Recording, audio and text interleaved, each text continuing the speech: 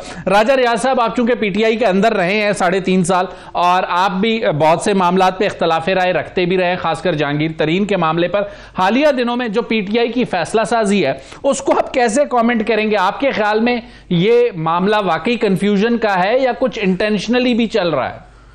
आप एक ऐसे बंदे से सवाल पूछ रहे हैं जो खुद कंफ्यूज होकर पीटीआई में आया हुआ था और खुद कंफ्यूज होकर पीटीआई से निकल गया, खुद कंफ्यूज अपोजिशन में बैठा होता और उसी में ही वो गवर्नमेंट को भी सपोर्ट कर रहा था। मतलब हाउ वुड हुमायूं साहब, let him respond the question, may you disagree with him. It's not about that. I don't think so. He is, मेरे लिहाज से, he is not even qualified to comment. That's your parameter. That's your parameter. But let him answer. Not a part of PTI. He was never a part of PTI. Yes. Sir साहब बात यह है कि हुमायूं साहब कौन होते हैं मेरे पर इतराज करने वाले? साहब, I think let him respond. You need to reframe the question. He cannot answer on behalf of Pakistan.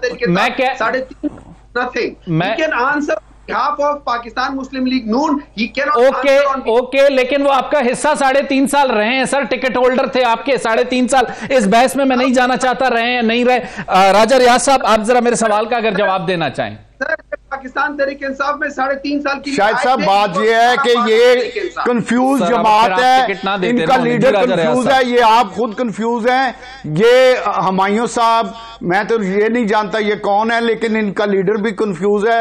इन्होंने जो भी फैसले किए हैं हमेशा वो गलत फैसले किए हैं। इसी तरह आज शेर अफजल साहब ने कहा है कि सुन्नी तरीक के साथ इत्तेहाद हमारी सबसे बड़ी गलती थी।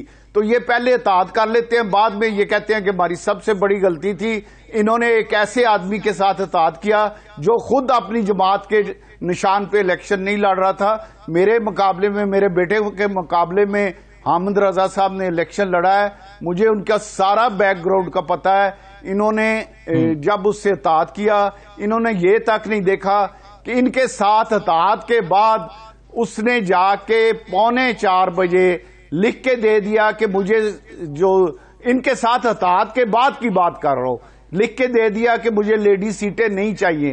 अब ये जाके उससे पूछे, ये हुमायूं साहब को तो मैं जानता नहीं, लेकिन शेर अफजल साहब उससे पूछे कि उसने क्यों लिख के दिया कि मुझे लेडी सीटें नहीं चाहिए, जबकि उसका इनके साथ इत्तेहाद हो चुका था, जबकि वो ये ऐलान कर चुके थे। राजा रियाज साहब, उसके राजा रियाज साहब हुमायूं मोहम्मद साहब ये मान चुके हैं कि सियासी फैसले में गलती हुई है। राजा रियाज साहब, हुमायूं मोहम्मद साहब ये मान चुके हैं कि सियासी फैसले में गलती हुई है। अगर ये गलती ना की जाती तो उसका खमियाजा ना भुगतते।